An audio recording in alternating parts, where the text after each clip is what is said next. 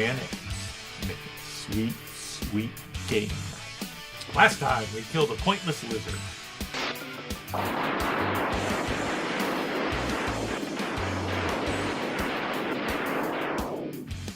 And learned the secret desires of Dr. Thomas Light.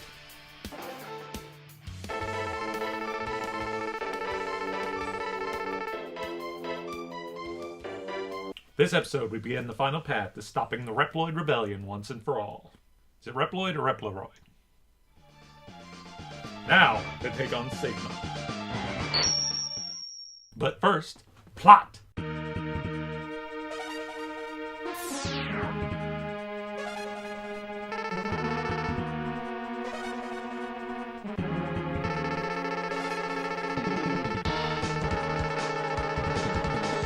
I like Zero's reasoning here.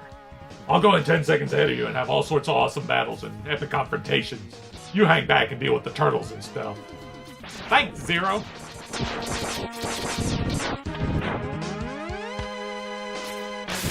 Strictly speaking, much like the intro stage, damage isn't much of a problem here. Still, being gangbanged by turtles is just no fun. Ascape? No, we are not making that joke.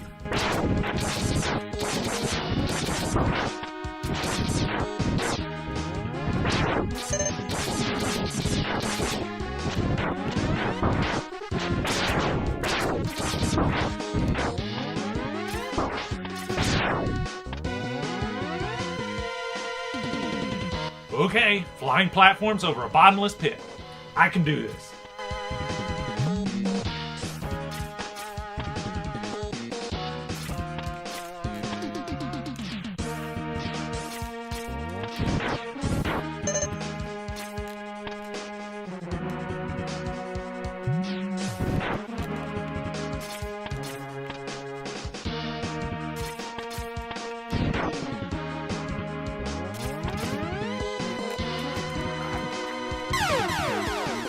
Shit! Nailed it.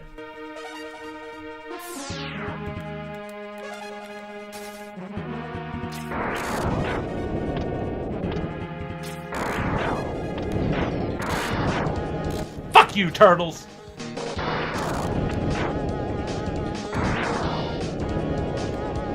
As stated previously, I played through this game 8 times.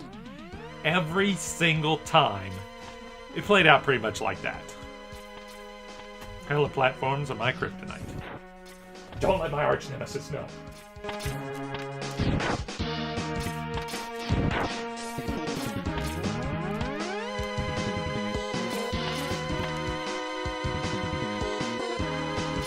Oh yeah.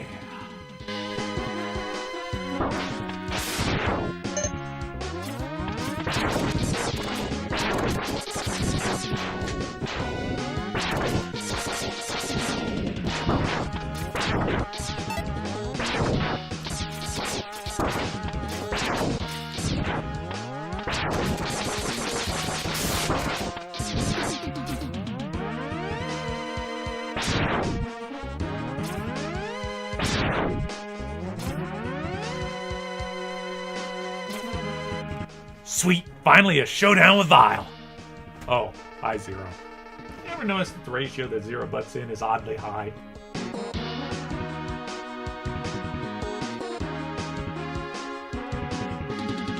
I'll be honest, I love Vile, the lovable purple psychopath. Maybe it's just the Boba Fett fan in me. Vile's original Japanese name is Baba, which can easily be translated as Baba. As in, Boba Fett. Hang on, Vile is not based on Boba Fett. He's actually based on Bubba Zanetti from the first Mad Max movie. What are you talking about? He is clearly based on Boba Fett. He has the T-visor and the Mandalorian armor and... So he's purple, and his armor resembles nothing of Boba save the helmet, and plenty of helmets have the T-visor. His characterization even fits better with the psychotic world of Mad Max rather than the Star Wars universe. You want to talk colors? His armor became green in Mega Man X8, the same color as Boba. KG Inafune himself said Vile was based on Bubba Zanetti. Fuck you and your logical answers. Shut up, the both of you!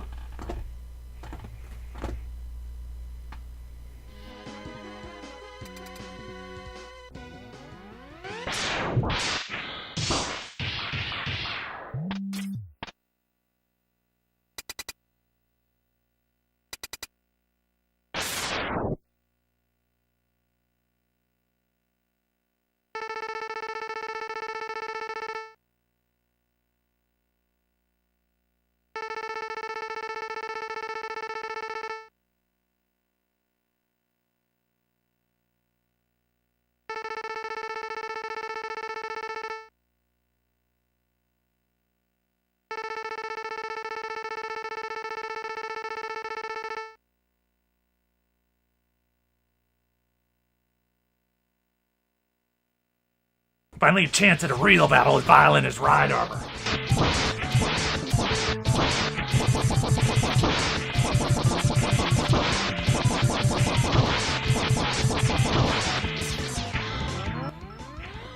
And it plays out just like the first time.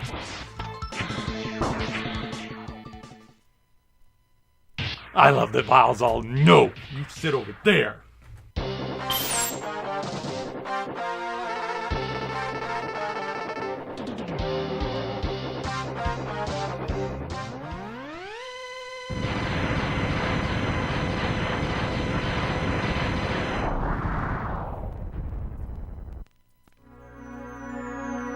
Thank God, saved by Zero again.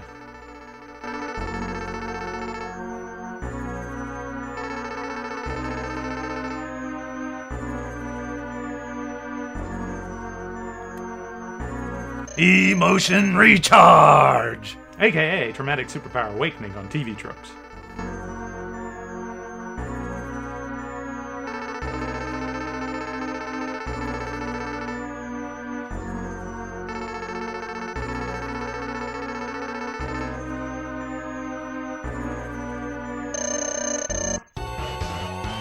Technically, it's easier to hit Vile with the homing torpedo, but the rolling shield does more damage.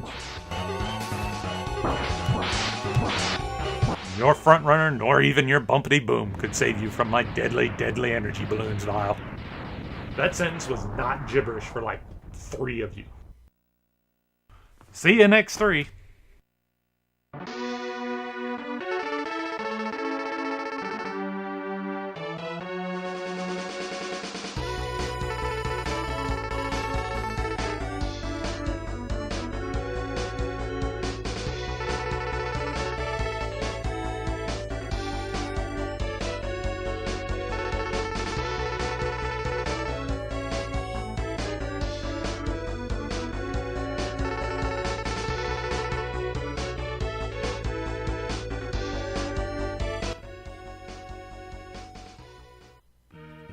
Zero, no! He'll be back by the next game.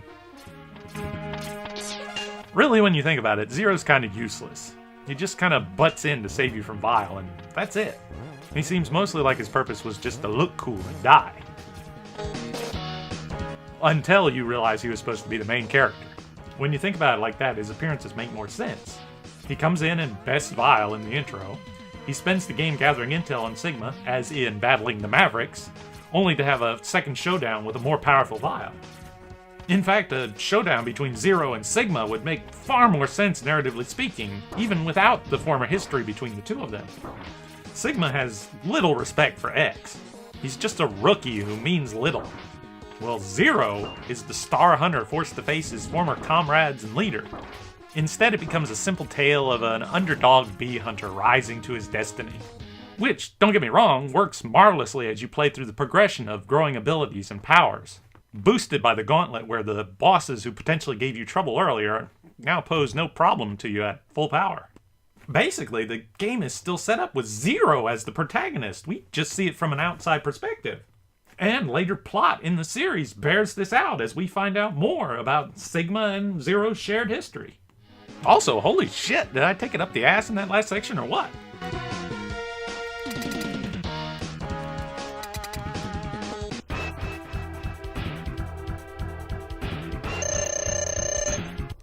Oh, hi, Boomer.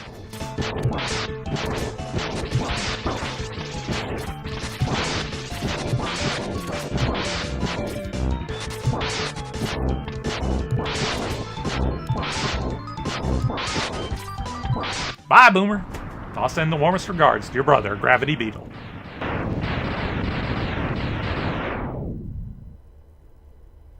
I really like the detail in the remake where the second time you fight all 8 Mavericks, they're shown to have no personality whatsoever. Basically being robotic zombies resurrected by Sigma. It gives Reploid Death more weight and creates this creepy scenario where you must plow through their reanimated corpses. And it boosts Sigma's villain profile as he's willing to desecrate their bodies just to get at Zero. Oh, mean X.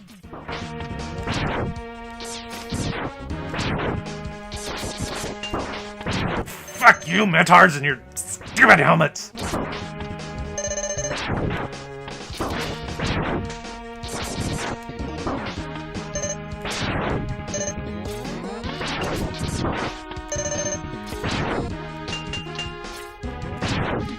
This is a great little spot to recharge, as the mass of enemies works in your favor. Their drops heal you faster than they can damage you, and Lord knows you don't want to go through that door unprepared.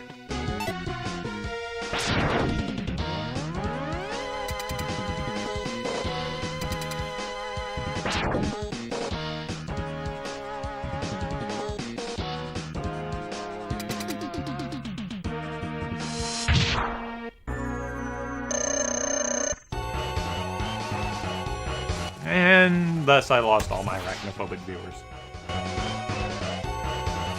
The boss spider, with its ever-creative name, was originally a junk crusher. It was converted into a guardian for Sigma's palace as it was supposed to be an invincible machine. Unfortunately, a design flaw resulted in it exposing its weak point when receiving a shock. So basically it was designed by the Galactic Empire.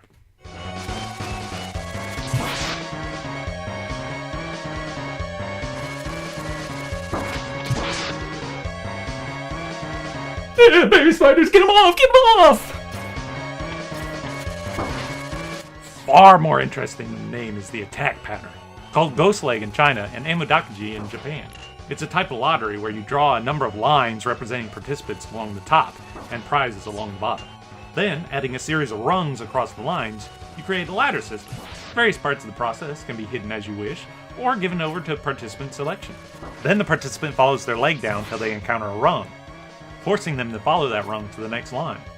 This process continues down each leg and rung until all the participants have their prize. So, basically, it's an easy fight if you have a quick eye. Clearly, I do not. I don't care if you judge me for using the sub-tank. You fight this asshole in excess of 8 times and tell me you'd be fine with dying in front of the internet.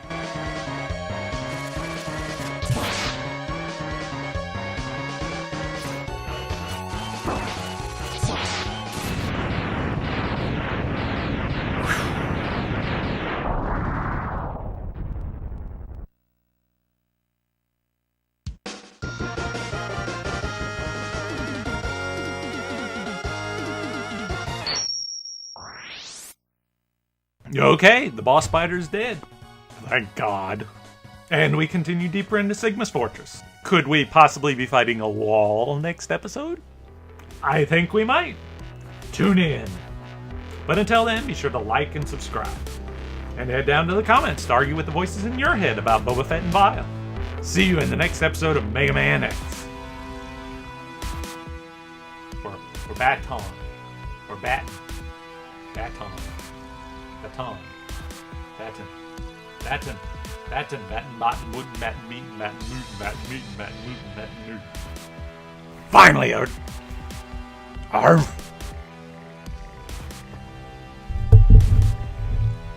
shit! I can't swirl it here.